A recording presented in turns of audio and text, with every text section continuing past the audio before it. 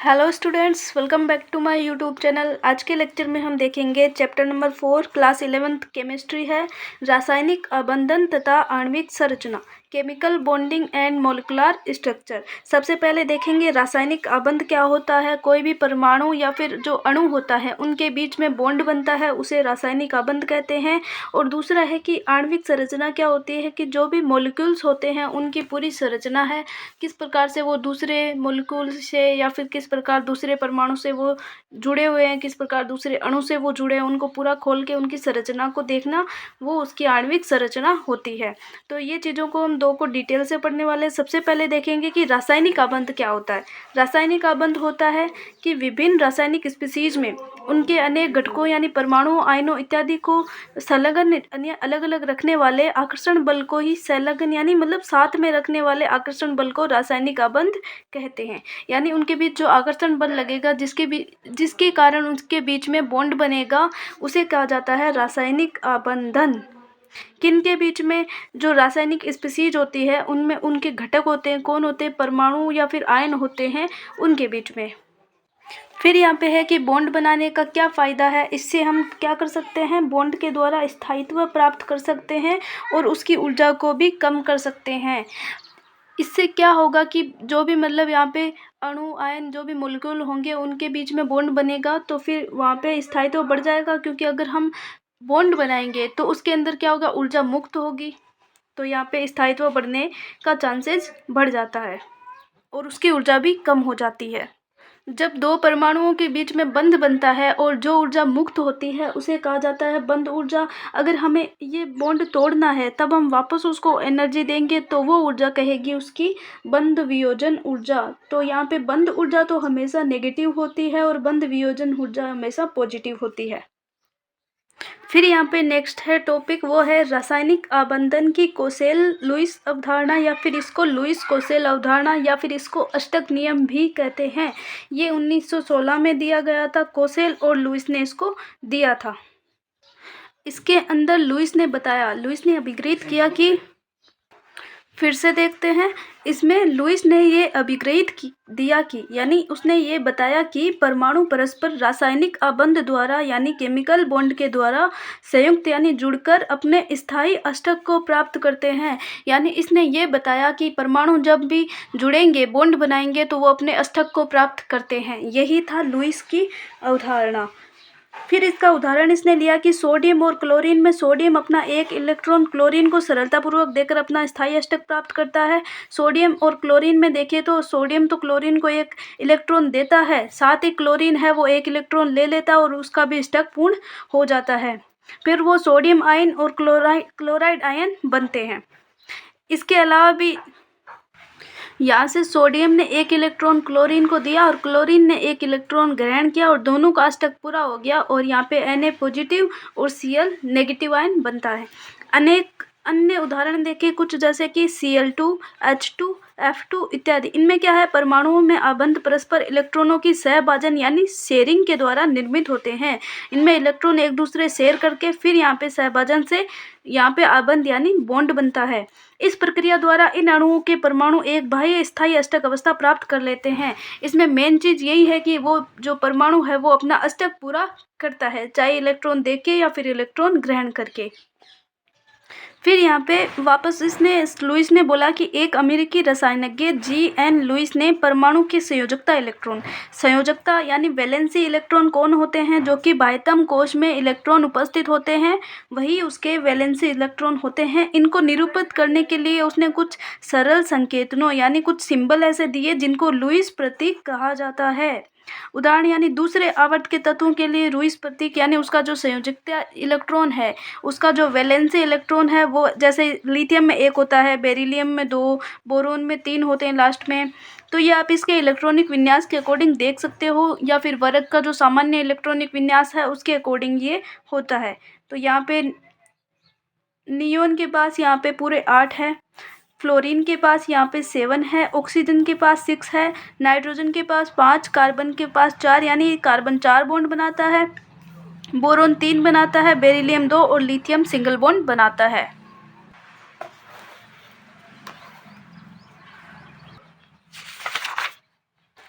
Then इसके बाद की जो धनायन है यानी पॉजिटिव वाला और ऋणायन वाला, इनके बीच में क्या होता है, आकर्षण होता है। और इस आकर्षण के कारण ही जो बॉन्ड बनता है उसे विद्युत संयोजक आबंध या फिर इलेक्ट्रोवैलेंट बॉन्ड का नाम दिया गया।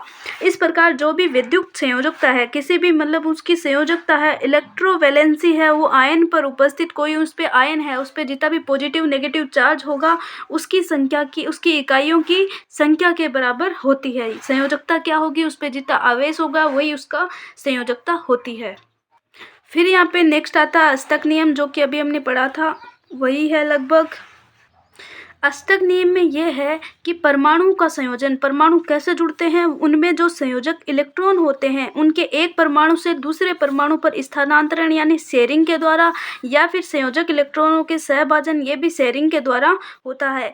ट्रांसफर इसको स्थानांतरण विनिमय बोल दो। एक इलेक्ट्रॉन एक परमाणु से दूसरे परमाणु के ऊपर इलेक्ट्रॉनों का स्थानांतरण। संयोजक यानी वो जोड़े के अंदर होंगे, और संयोजक इलेक्ट्रॉनों के या फिर सहभाजन यानी शेयरिंग या फिर विनिमय, दो चीज हो गई यहाँ पे। एक हो गया विनिमय, दूसरा हो गया यहाँ पे शेयरिंग। दोनों वैसे एक ही चीज है। इस प्रक्रिया के अंदर परमाणु अपने संयोजकता कोष में अष्टक प्राप्त करते हैं। इसके अंदर भी वो अपना अष्टक प्राप्त करेंगे और इसे ही अष्टक नियम कहते हैं। देन यहाँ पे आता है सहसंयोजी आबंध यानी सहसंयोजी बंध। ये क्या होता है, इलेक्ट्रॉनों में जो सहभाजन, साझाकरण या फिर शेयरिंग होती है उसके द्वारा जो बॉन्ड बनता है उसे सहसंयोजी बंध कहते हैं। यहाँ पे अष्टक प्राप्त करते हैं इसलिए इसको अष्टक नियम बोला, लेकिन इससे वो अपना एक बॉन्ड भी तो बना रहे हैं, इसे कहा जाता है सहसंयोजी बंध। जैसे यहाँ पे क्लोरीन है और ये भी क्लोरीन है, तो यहाँ पे इसके पास है 7 इलेक्ट्रॉन, इसके पास भी 7 इलेक्ट्रॉन है। इनको बॉन्ड भी बनाना है, इनको अष्टक भी पूरा करना है, तो ये अपना 1 इलेक्ट्रॉन और ये अपना 1 इलेक्ट्रॉन मिला के यहाँ पे बॉन्ड बना लेगा। जैसे दोनों ने 1-1 इलेक्ट्रॉन शेयर किया और इसके पास भी 8 इलेक्ट्रॉन हो गए और इसके पास भी 8 हो गए, यानी इन्होंने अष्टक भी पूरा कर लिया और साथ में एक इन्होंने अपना सहसंयोजी बॉन्ड भी बना लिया। अब यहाँ पे जो ऐसे डॉट है ये इलेक्ट्रॉनों को यहाँ पे निरूपित करते हैं, इसे लुईस बिंदु संरचनाएं कहते हैं। जो भी इलेक्ट्रॉन को डॉट के रूप में लिखा गया है उसे लुईस बिंदु संरचनाएं कहते हैं। फिर यहाँ पे कुछ नियम है कि जो प्रत्येक आबंध यानी बॉन्ड का निर्माण परमाणुओं के मध्य एक इलेक्ट्रॉन युग्म के सहभाजन के फलस्वरूप होता है, यानी सिर्फ एक इलेक्ट्रॉन के द्वारा नहीं होगा, 3 के भी द्वारा नहीं होगा, यहाँ पे 2 इलेक्ट्रॉन तो मिनिमम होने ही चाहिए। तो यहाँ पे ये जो युग्म होता है, इनका जोड़ा होता है, उसी के द्वारा यहाँ पे बॉन्डिंग होती है। फिर यहाँ पे है कि संयुक्त होने वाला जो प्रत्येक परमाणु है वो सहभाजित युग्म में 1-1 इलेक्ट्रॉन का योगदान देता है। ऐसा नहीं है कि एक साइड से दोनों इलेक्ट्रॉन आ रहे हैं, दोनों साइड से 1-1 इलेक्ट्रॉन आना चाहिए। दोनों की इसमें शेयरिंग होती है। इलेक्ट्रॉनों के सहभाजन के फलस्वरूप संयुक्त होने वाले परमाणु अपने बाह्यतम कोश में उत्कृष्ट गैस विन्यास प्राप्त करता है। यानी इसमें क्या होगा कि अगर वो अष्टक नियम या फिर अष्टक अपना पूर्ण कर लिया, मतलब उसका जो इलेक्ट्रॉनिक विन्यास है वो उत्कृष्ट गैस यानी अक्रिय गैस के समान हो जाएगा। फिर यहाँ पे है कि जो हाइड्रोजन परमाणु है वो इलेक्ट्रॉनों का ड्यूप्लेट यानी द्विक प्राप्त करते हैं, क्योंकि उसके पास तो एक ही इलेक्ट्रॉन होता है, वो अपना अष्टक प्राप्त नहीं कर सकते। और हीलियम है, यानी हीलियम का विन्यास इसने बना लिया, 2 इलेक्ट्रॉन हो गए तो हीलियम का विन्यास यानी अक्रिय गैस के समान हो गया इसका विन्यास। और ये ऑक्सीजन ऑक्टेट प्राप्त करता है। यहाँ पे जो ऑक्सीजन है उसके पास तो दोनों साइड से 1-1 इलेक्ट्रॉन हो गया। H2O का ये है यहाँ पे बॉन्ड, तो यहाँ पे ऑक्सीजन के पास तो 8 इलेक्ट्रॉन हो गए, यानी ऑक्टेट उसने प्राप्त कर लिया, लेकिन हाइड्रोजन यहाँ पे द्विक ही प्राप्त करता है।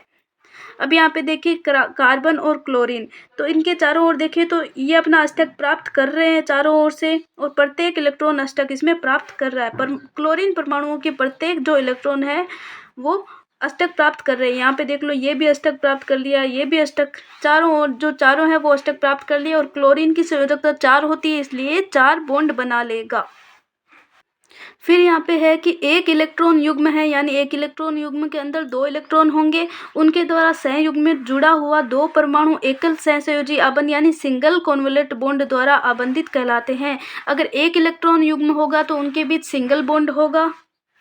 फिर है कि यहाँ पे अगर 2 परमाणुओं के मध्य यदि 2 इलेक्ट्रॉन युग्म है, इलेक्ट्रॉन 4 हो गए और इलेक्ट्रॉन युग्म 2 हो गए, उनका सहभाजन होता है, जुड़ते हैं, तो उनके बीच का जो आबंध है, बॉन्ड है, वो द्वि आबंध या फिर डबल बॉन्ड कहलाता है। अगर 2 इलेक्ट्रॉन है वो 2-2 का युग्म हो गया तो डबल बॉन्ड। अगर यहाँ पे 1 इलेक्ट्रॉन युग्म का हुआ, उनके बीच जब बॉन्ड बनेगा तो वो सिंगल बॉन्ड होगा। जैसे यहाँ पे CO2 है तो इसके अंदर देखें तो यहाँ पे जो दो दो युग्म है वो यहाँ पे शेयरिंग हो रहा है, 2 इलेक्ट्रॉन युग्म है तो यहाँ पे डबल बॉन्ड बना है दोनों साइड ही। फिर यहाँ पे है कि अगर उनके बीच में 3 इलेक्ट्रॉन युग्मों का सहभाजन होता है तो इसे ट्रिपल बॉन्ड कहते हैं। जैसे कि यहाँ पे नाइट्रोजन अणु में देखें तो यहाँ पे ट्रिपल बॉन्ड बन रहा है, 4 कर दिया मैंने। यहाँ पे 3 बॉन्ड बन रहे हैं यानी टोटल 6 इलेक्ट्रॉन और 3 इलेक्ट्रॉन युग्म। फिर यहाँ पे नेक्स्ट टॉपिक है कि सरल अणुओं का लुईस निरूपण या फिर लुईस संरचनाएं क्या होती है। इसमें क्या होगा कि जो लुईस बिंदु संरचनाएं हैं यानी जो इलेक्ट्रॉन हमने लिख के देखे थे, इलेक्ट्रॉन को डॉट के रूप में लिखा था, उन्हें उनके द्वारा सहभाजित इलेक्ट्रॉन युग्म जो इलेक्ट्रॉनों के युग्म थे तथा साथ ही अष्टक नियम के अनुसार अणुओं और आयनों के अंदर आबंधन यानी बॉन्डिंग का इसमें चित्रण किया जाता है। यद्यपि यह चित्रण अणु में आबंधन तथा उसकी प्रकृति को पूर्ण रूप से स्पष्ट नहीं करता, क्योंकि बॉन्ड के द्वारा हम उसकी जो बॉन्डिंग है और उसकी प्रकृति को तो हम स्पष्ट नहीं कर सकते, परंतु इसके आधार पर अणु के विरचन यानी फॉर्मेशन तथा उसके गुणों को पर्याप्त सीमा तक समझने में सहायता मिलती है कि किस प्रकार से वो अणु बन रहा है और साथ ही किस प्रकार से वो उसके गुण है, किस प्रकार से वो बॉन्डिंग दर्शाता है। अब जैसे यहाँ पे कुछ अणु और आयनों की लुईस संरचनाएं दी है। अणु यहाँ पे हाइड्रोजन अणु है, H और H के बीच में एक एक इलेक्ट्रॉन, तो यहाँ पे सिंगल बॉन्ड बनेगा। इसी टाइप पे ऑक्सीजन में यहाँ पे डबल बॉन्ड, इसी टाइप से ये पूरा O3 का इधर डबल बॉन्ड, इधर सिंगल बॉन्ड, इधर पॉजिटिव नेगेटिव चार्ज आ गया, तो ये इसी प्रकार से सारे HNO3 का ये रहा। फिर यहाँ पे नेक्स्ट हम देखते हैं कि फॉर्मल आवेश क्या होता है। तो फॉर्मल आवेश क्या होता है कि जो लुईस संरचनाएं थी उनके अंदर किसी परमाणु पर संयोजी इलेक्ट्रॉनों से कम या ज़्यादा इलेक्ट्रॉन होने के कारण उस पर जो आवेश उत्पन्न होता है उसे फॉर्मल आवेश कहते हैं। यानी उस पर जो भी पॉजिटिव नेगेटिव चार्ज उत्पन्न हो जाता है लुईस संरचनाओं के कारण, तो उसे हम फॉर्मल आवेश कहते हैं। फॉर्मल आवेश को उभयनिष्ठ आवेश, औपचारिक आवेश भी कहा जाता है। तो बहुपरमाणिक आयनों में क्या होता है, जो संपूर्ण आवेश है वो किसी एक विशेष परमाणु पर नहीं होता है, जबकि वो पूरे आयन पर ही प्रेजेंट होता है। हालांकि प्रत्येक परमाणु पर फॉर्मल आवेश दर्शाया जा सकता है, यानी सारे अणु के ऊपर, प्रत्येक परमाणु के ऊपर फॉर्मल आवेश को हम दर्शा सकते हैं। फिर है कि बहुपरमाणुविक अणु या आयन में किसी परमाणु पर उपस्थित फॉर्मल आवेश दर्शाया जा सकता है। बहुपरमाणुविक अणु में अलग अलग है तो उनके अकॉर्डिंग भी उस पर आवेश दर्शाया जा सकता है। बहुपरमाणुविक अणु या आयन के किसी परमाणु पर उपस्थित फॉर्मल आवेश को उसके विलगित यानी आइसोलेटेड स्थिति अर्थात मुक्त परमाणु यानी अलग करके उसमें संयोजकता इलेक्ट्रॉनों की कुल संख्या अथवा लुईस संरचना में परमाणु को प्रदत्त जितने इलेक्ट्रॉनों की संख्या के अंतर होता है उसके रूप में परिभाषित किया जाता है। तो डेफिनेशन क्या होगी, इस फॉर्मूले के अकॉर्डिंग इसकी डेफिनेशन लिखी गई है कि लुईस संरचना में किसी परमाणु पर फॉर्मल आवेश क्या होता है। पहले तो मुक्त परमाणु में संयोजकता इलेक्ट्रॉनों की जितनी भी संख्या होगी उसके अंदर से हम यहाँ पे माइनस करेंगे जो भी एकांकी युग्म है उसकी इलेक्ट्रॉनों की कुल संख्या यानी एकांकी युग्म है, और फिर उसमें से माइनस करेंगे 1/2 लगा के कोष्ठक में, या फिर यानी सहभाजित इलेक्ट्रॉनों की कुल संख्या, जितने शेयर हो रहे हैं वो वाले इलेक्ट्रॉनों की कुल संख्या। तो यहाँ पे आ जाएगा उसका फॉर्मल आवेश। यही इसकी डेफिनेशन है। अब हम फॉर्मल आवेश के अकॉर्डिंग परमाणु की उसकी ऊर्जा भी देख सकते हैं। कैसे? क्योंकि जो साधारणतः क्या होता है कि न्यूनतम ऊर्जा वाली जो संरचना होती है वो होती है जिसके परमाणुओं के ऊपर न्यूनतम फॉर्मल आवेश होता है तो वो न्यूनतम ऊर्जा वाली होगी, और जिसके ऊपर ज़्यादा होगा तो वो अधिकतम ऊर्जा वाली संरचना होगी। फिर है कि फॉर्मल आवेश का सिद्धांत आबंधन की शुद्ध सहसंयोजी प्रकृति पर आधारित है। इंपॉर्टेंट है, किस पे आधारित है कि ये आवेश है, ये आवेश का फॉर्मल आवेश का सिद्धांत आबंधन की शुद्ध सहसंयोजी प्रकृति के ऊपर आधारित है, जिसमें आबंधित परमाणुओं के मध्य इलेक्ट्रॉनों का सहभाजन समान रूप से होता है। सहभाजन यहाँ पे इलेक्ट्रॉनों की शेयरिंग है वो समान रूप से होती है, किसके अंदर, शुद्ध सहसंयोजी प्रकृति पर आधारित है। फिर यहाँ पे नेक्स्ट और इम्पोर्टेंट टॉपिक है कि अष्टक नियम की सीमाएं या फिर कमियां, अपवाद, जो भी इसको बोल दो। फिर है केंद्रीय, इसमें मुख्य अपवाद निम्न है कि केंद्रीय परमाणु का अष्टक अपूर्ण होता है यदि। तो फर्स्ट वाला अपवाद हो गया कि केंद्रीय परमाणु का जो अष्टक है वो अपूर्ण होता है। इनमें क्या होता है, इनके बाह्यतम कोश के अंदर इलेक्ट्रॉन की संख्या 8 से कम होती है। यानी कुछ यौगिकों में केंद्रीय परमाणु के चारों ओर उपस्थित इलेक्ट्रॉनों की संख्या 8 से कम होती है। ये मुख्यतः उन तत्वों के यौगिकों में होता है जिनमें संयोजकता इलेक्ट्रॉनों की संख्या 4 से भी कम होती है। उदाहरण के लिए यहाँ पे LiCl, BeH2 और BCl3। लिथियम, बेरिलियम, बोरोन यहाँ पे मेन है। इनमें क्या होता है कि इलेक्ट्रॉनों की संख्या 1, 2 और 3 होती है। अष्टक पूरा करने के लिए इनको बहुत ज़्यादा इलेक्ट्रॉन शेयरिंग करनी पड़ेगी। अन्य अपवाद यहाँ पे AlCl3, BF3 ये हो गए, याद रखने हैं। फिर है कि विषम इलेक्ट्रॉन या फिर ओड इलेक्ट्रॉन अणु। इसमें क्या होता है, उन अणुओं जिनमें इलेक्ट्रॉनों की कुल संख्या है वो विषम या फिर ओड होती है। इनमें जो कुल इलेक्ट्रॉनों की या फिर संयोजी इलेक्ट्रॉन केंद्रीय परमाणु के इलेक्ट्रॉनों की संख्या वो 8 से अधिक होती है। इसमें क्या होता है कि वे प्रजातियां जिनमें इलेक्ट्रॉनों की कुल संख्या विषम होती है विषम इलेक्ट्रॉन प्रजातियां कहलाती है। यानी इसके अंदर विषम इलेक्ट्रॉन ओड इलेक्ट्रॉन अणु उपस्थित होते हैं। कौन कौन से होते हैं, यहाँ पे NO2 देख लो, नाइट्रोजन डाइऑक्साइड और NO, इनके अंदर सभी परमाणु अष्टक नियम का पालन नहीं कर पाते। ये भी इनके अपवाद है। फिर है कि प्रसारित या फिर एक्सपेंडेड अष्टक। इसमें क्या होता है कि जो केंद्रीय परमाणु होता है उसके अंदर इलेक्ट्रॉनों की संख्या है वो 8 से भी ज़्यादा होती है। इनको अतिसंयोजी प्रजातियां कहते हैं या फिर हाइपरवैलेंट स्पीशीज इनको कहा जाता है। तो आवर्त सारणी के अंदर तीसरे तथा इसके आगे के आवर्तों के तत्वों के आबंधन के लिए 3s और 3p कक्षकों के अतिरिक्त 3d कक्षक भी उपलब्ध होते हैं। इन तत्वों के अनेक यौगिकों के केंद्रीय परमाणु के चारों ओर 8 से अधिक इलेक्ट्रॉन होते हैं। यहाँ पे 3s और 3p के बाद में 3d कक्षक भी होते हैं, यानी d कक्षक भी इनके पास उपस्थित होता है और इनके केंद्रीय परमाणु के पास 8 से ज़्यादा इलेक्ट्रॉन होते हैं। इसे प्रसारित अष्टक या फिर एक्सपेंडेड ऑक्टेट कहते हैं। स्पष्ट है कि इन यौगिकों पर अष्टक नियम लागू नहीं होगा। कुछ उदाहरण है यहाँ पे, जैसे PF5S, F6, H2SO4 और कई जो उपसहसंयोजी यौगिक होते हैं वो भी इसके एग्जाम्पल है। अब यहाँ पे p परमाणु के चारों ओर देखें तो यहाँ पे 2, 4, 6, 8 और 10 इलेक्ट्रॉन हो गए। तो यहाँ पे ये अष्टक नियम का पालन नहीं करता। यहाँ पे हो गए, यहाँ पे 12 इलेक्ट्रॉन हो गए और यहाँ पे भी 12 इलेक्ट्रॉन इसके चारों ओर है, सल्फर के चारों ओर। तो ये अष्टक नियम का पालन नहीं करते। फिर यहाँ पे है कि यहाँ पे तो हम देख रहे हैं सल्फर के चारों ओर 12 इलेक्ट्रॉन है तो अष्टक नियम का पालन नहीं करता। लेकिन कुछ सल्फर के ऐसे भी अणु हैं जिनके अंदर क्या होता है, अष्टक उपस्थित होता है। कैसे, जैसे यहाँ पे HCl2 इनके बीच भी देख लो, यहाँ पे 8 ही इलेक्ट्रॉन है। फिर है अष्टक नियम की कुछ कमियाँ। फर्स्ट यहाँ पे आती है, तो यह स्पष्ट है कि अष्टक नियम उत्कृष्ट गैसों की रासायनिक अक्रियता पर आधारित है, परंतु कुछ उत्कृष्ट गैसों जैसे जिनोन और क्रिप्टोन ऑक्सीजन तथा फ्लोरोन से भी संयोजित होती है तथा कई यौगिक बनाती है, जैसे JeF2, KrF2 और GeOF2। यानी इसका मतलब है कि अक्रिय गैस हो जाएगी, वो अपना अष्टक पूर्ण कर लेगी तो अक्रिय गैस के समान उसका इलेक्ट्रॉनिक विन्यास हो जाएगा और अपना अष्टक पूर्ण कर लेगी, यानी वो स्थायी हो जाएगी। लेकिन स्थायित्व सबका नहीं होता, जैसे यहाँ पे जिनोन, क्रिप्टोन और यहाँ पे जिनोन है, ये कुछ यौगिक भी बनाते हैं, यानी टोटल हम कह सकते हैं कि टोटल स्थायित्व तो ये नहीं प्राप्त करती। अष्टक सिद्धांत है वो अणु की आकृति स्पष्ट नहीं कर सकता। इस अष्टक नियम के अकॉर्डिंग ये नहीं बता सकते कि इस अणु की आकृति क्या होगी। फिर यहाँ पे है कि ये अणु की ऊर्जा अर्थात उसके सापेक्ष स्थायित्व के बारे में भी कुछ भी संकेत नहीं देता। सापेक्ष स्थायित्व भी उसका नहीं हो सकता और अणु की ऊर्जा के बारे में भी वो नहीं बता सकता। फिर यहाँ पे नेक्स्ट है आयनिक तथा विद्युत संयोजी आबंध। आयनिक आबंध या फिर विद्युत संयोजी आबंध, इस आबंध का विरचन यानी फॉर्मेशन मुख्य रूप से निम्नलिखित तथ्यों पर निर्भर करेगा। किस प्रकार से, कि उदासीन परमाणु से संबंधित धनायनों एवं ऋणायनों के बनने की सरलता पे डिपेंड करेगा। फिर है कि धनायनों और ऋणायनों की ठोस में व्यवस्थित होने की विधि अर्थात क्रिस्टलीय यौगिक का जालक की या फिर लेटाइट निर्मित होने की विधि पे भी ये डिपेंड करेगा। अगर बहुत बार वो क्रिस्टलीय यौगिक होता है तो वो क्रिस्टल बना लेगा, वो यहाँ पे बॉन्ड नहीं बनाएगा।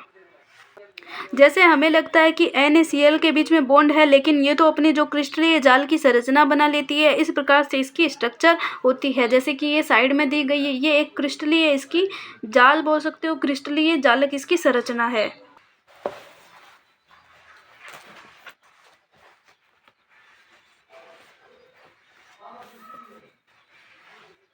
फिर यहाँ पे है कि ये स्पष्ट है कि जो आयनिक आबंध है वो निम्न आयनन एंथैल्पी तथा अपेक्षाकृत निम्न इलेक्ट्रॉन लब्धि एंथैल्पी वाले तत्वों के बीच अधिक सरलता से बनते हैं।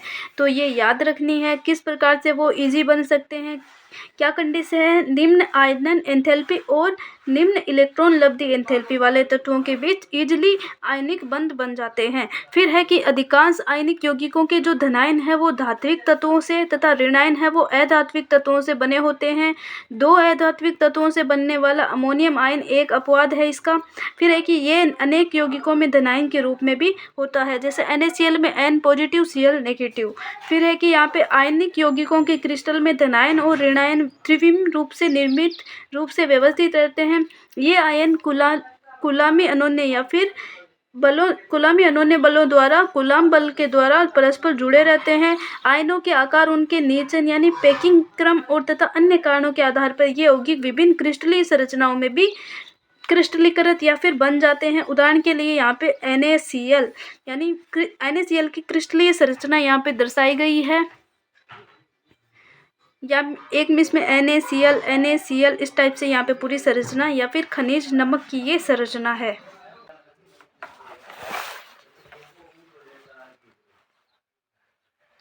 देन यहाँ पे है कि जो किसी आयनिक यौगिक है उसका जो स्थायित्व है वो किस चीज़ पे निर्भर करेगा? उसका गुणात्मक मान है वो उस यौगिक के विरचन जालक एंथैल्पी के ऊपर डिपेंड करेगा, ना कि उसकी गैसीय अवस्था में उस आयनिक स्पीशीज द्वारा ऑक्टेट या फिर अष्टक प्राप्ति के ऊपर डिपेंड नहीं करेगा। तो यहाँ पे जालक एंथैल्पी या फिर जालक ऊर्जा क्या होती है? किसी आयनिक ठोस के एक मोल यौगिक को गैसीय अवस्था में संघटक आयनों में पृथक या फिर अलग करने के लिए आवश्यक ऊर्जा को उस यौगिक की जालक एंथैल्पी कहते हैं।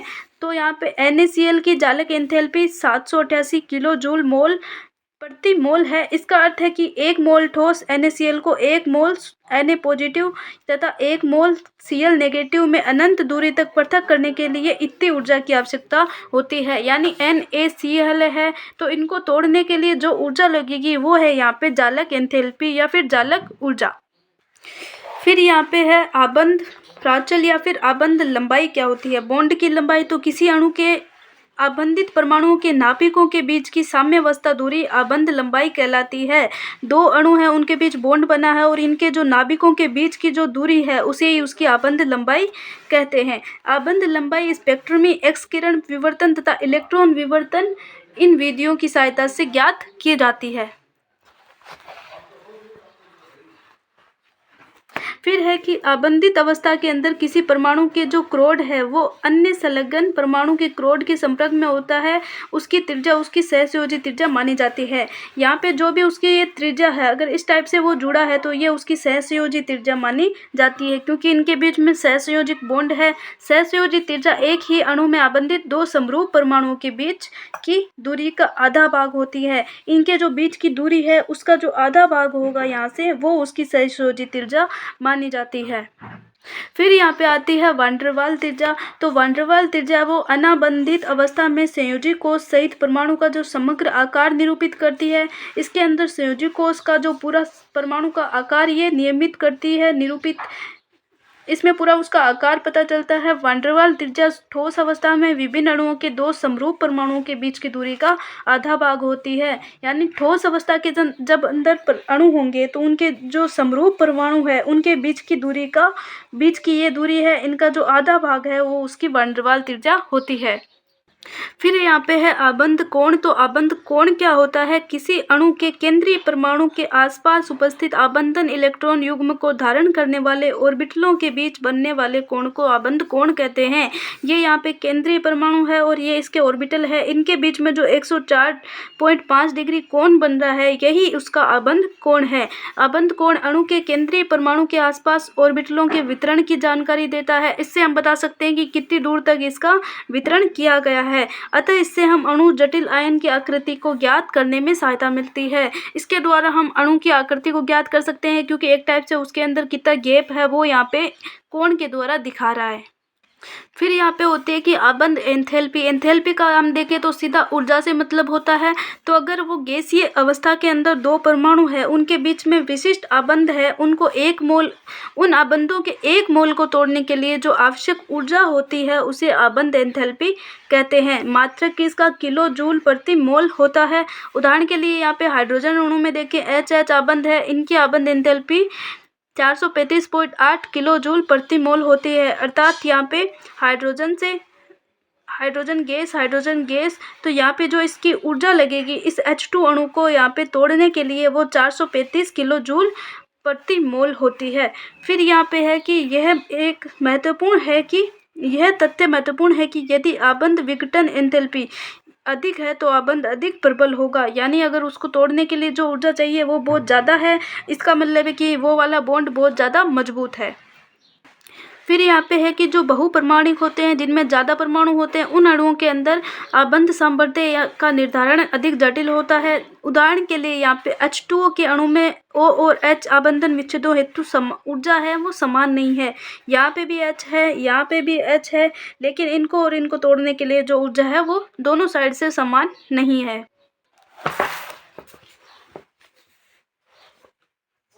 जैसे कि हमने यहाँ पे H2O को H और OH के अंदर तोड़ा तो ये 502 ऊर्जा यहाँ पे लगानी पड़ी, लेकिन अब हम OH को तोड़ रहे हैं तो यहाँ पे 427 किलो जूल प्रति मोल ऊर्जा लगानी पड़ी, यानी दोनों जो ऊर्जा है वो O और H के बीच में जो लग रही है वो दोनों समान नहीं है।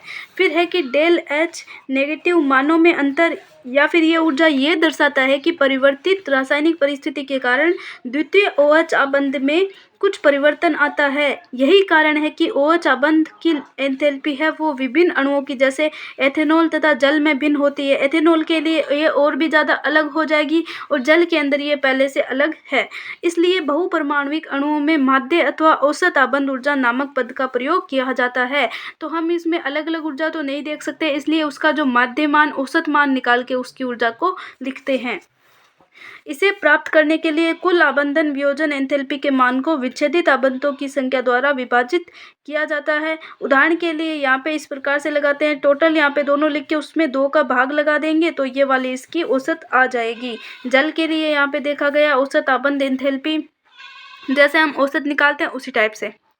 फिर यहाँ पे नेक्स्ट आता है आबंध कोटि। तो आबंध कोटि क्या होता है? सहसंयोजी आबंध की जो लुईस व्याख्या के अनुसार किसी अणु में 2 परमाणुओं के मध्य आबंधों की संख्या है वो आबंध कोटि या फिर बॉन्ड ऑर्डर कहलाती है। जितने उनके बीच में आबंध या फिर बॉन्ड बन रहे हैं वही उसकी बॉन्ड ऑर्डर या फिर आबंध कोटि कहलाती है।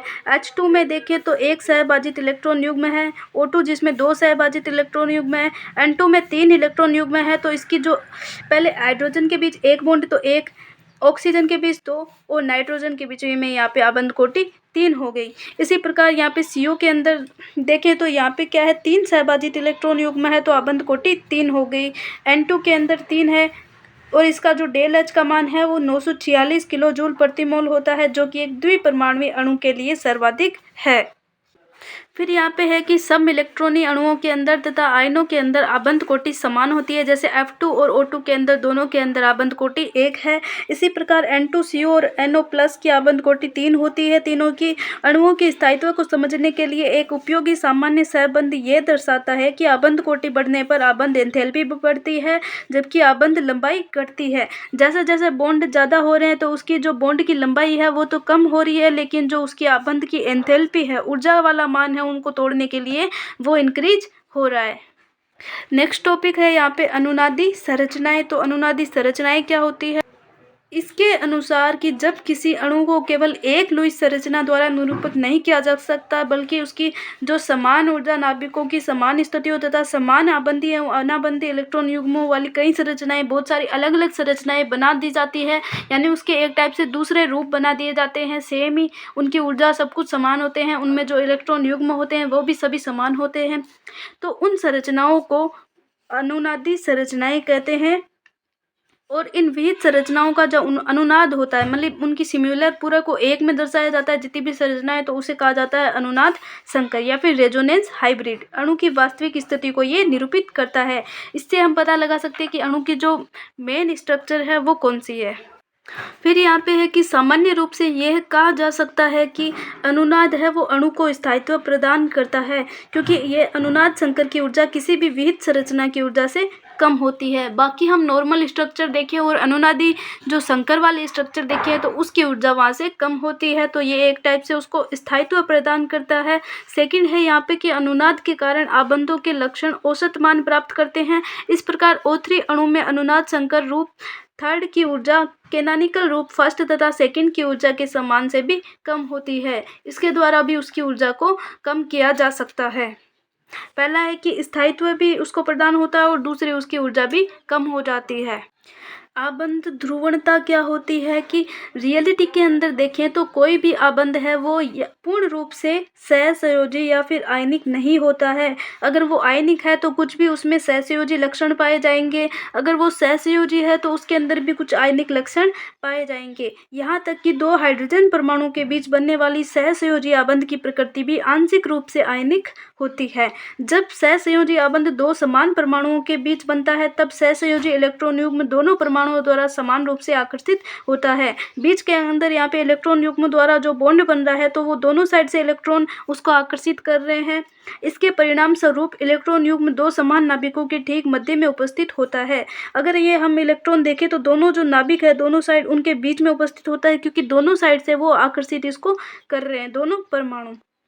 इस प्रकार प्राप्त आबंध है वो अध्रुवीय सहसंयोजी आबंध कहलाता है। इसके अगर विपरीत देखें तो HF जैसे विषम परमाणु अणु में दो परमाणुओं के बीच संयोजित इलेक्ट्रॉन युग्म फ्लोरीन को और विस्थापित हो जाता है। इनके अंदर जो विद्युत ऋणता वाला काम हो जाता है, क्योंकि फ्लोरीन की विद्युत ऋणता ज़्यादा होती है, इसलिए फ्लोरीन है वो इलेक्ट्रॉन युग्म को अपनी ओर ज़्यादा आकर्षित कर लेगा। क्योंकि फ्लोरीन की विद्युत ऋणात्मकता हाइड्रोजन की अपेक्षा अधिक होती है, इसलिए इलेक्ट्रॉन युग्म फ्लोरीन की ओर विस्थापित हो जाता है। इस प्रकार जो निर्मित HF आबंध को एक ध्रुवीय सहसंयोजक आबंध कहते हैं। तो पहले था अध्रुवीय, जिसके अंदर दोनों साइड में बराबर रूप से वो आकर्षित कर रहे हैं, लेकिन यहाँ पे F की या फिर फ्लोरीन की विद्युत ऋणता ज़्यादा है, इसलिए जो आबंध है वो फ्लोरीन की तरफ ज़्यादा होगा।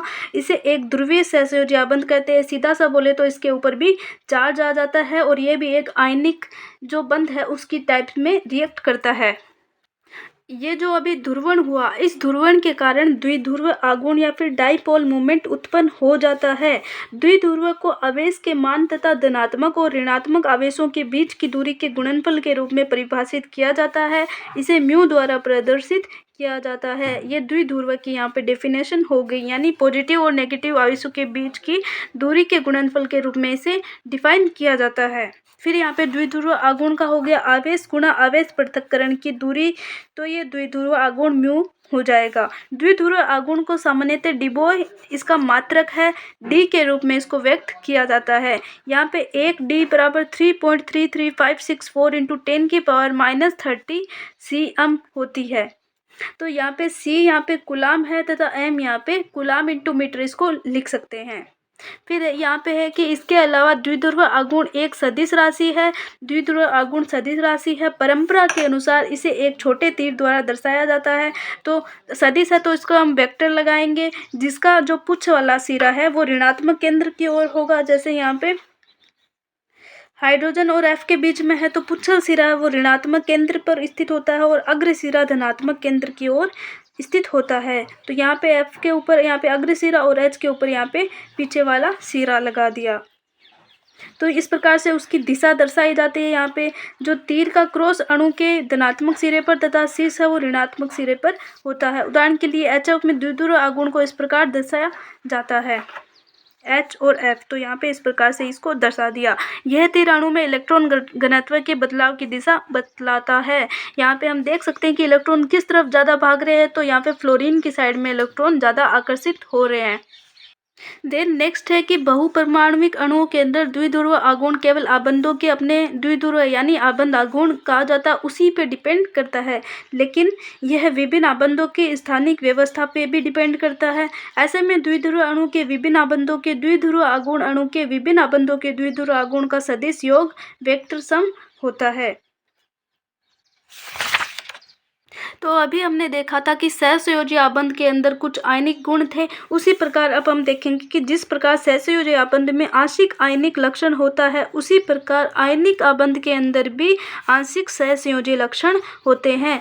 आयनिक आबंधों के आंशिक सहसंयोजी लक्षण की विवेचना फाजांस नियम के द्वारा निम्नलिखित नियमों के अनुसार की गई कि धनायन के आकार के घटने तथा ऋणायन के आकार में बढ़ने के कारण आयनिक आबंध के सहसंयोजी लक्षण के अंदर वृद्धि होती है। अगर धनायन का आकार घट रहा है तथा ऋणायन के आकार में बढ़ रहा है तो आयनिक आबंध जो उनके बीच में बन रहा है उनमें सहसंयोजी लक्षण के अंदर भी वृद्धि हो रही है। फिर यहाँ पे नेक्स्ट है कि धनायन और ऋणायन के ऊपर अगर आवेश की मात्रा बढ़ रही है तो भी उसके अंदर सहसंयोजी लक्षण के अंदर वृद्धि हो रही है।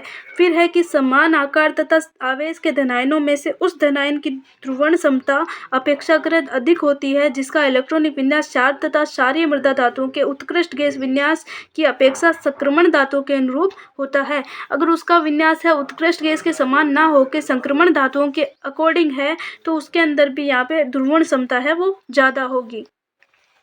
देन यहाँ पे कि धनायन ऋणायन के इलेक्ट्रॉनिक आवेश को आकर्षित कर उसे ध्रुवित करता है। धनायन है वो ऋणायन को आकर्षित करके उसके इलेक्ट्रॉन आवेश को आकर्षित करता है और उसे ध्रुवित कर देता है। फलतः उनके मध्य आवेश की मात्रा बढ़ती है। यह प्रक्रिया सहसंयोजी आबंध निर्माण के अनुरूप है जिसमें दो नाभिकों के मध्य इलेक्ट्रॉन आवेश घनत्व के अंदर वृद्धि होती है। धनायन की ध्रुवण क्षमता है वो ऋणायन की विद्युत ध्रुवणता तथा ऋणायन के ध्रुवण की मात्रा इत्यादि वे कारक है जो कि किस पे डिपेंड करते हैं, संयोजकता आबंध की सहसंयोजकता के प्रतिशत को निर्धारित करते हैं। किसमें आयनिक आबंध की सहसंयोजकता लक्षण उसके अंदर आ रहे हैं ये उस पर डिपेंड करते हैं। कौन कौन? धनायन की ध्रुवण क्षमता, ऋणायन की ध्रुवता और ऋणायन के ध्रुवण की मात्रा इत्यादि ये कारक है जो सहसंयोजकता वाला प्रतिशत आयनिक आबंध के अंदर दिखाते हैं। अब वीडियो हमारी लंबी हो गई है तो इसके अंदर वीबीटी एमओटी दो थ्योरी बची है और साथ में इसके अंदर संकरण बचा है तो वो हम देखेंगे नेक्स्ट वीडियो में। तब तक के लिए बाय, टेक केयर।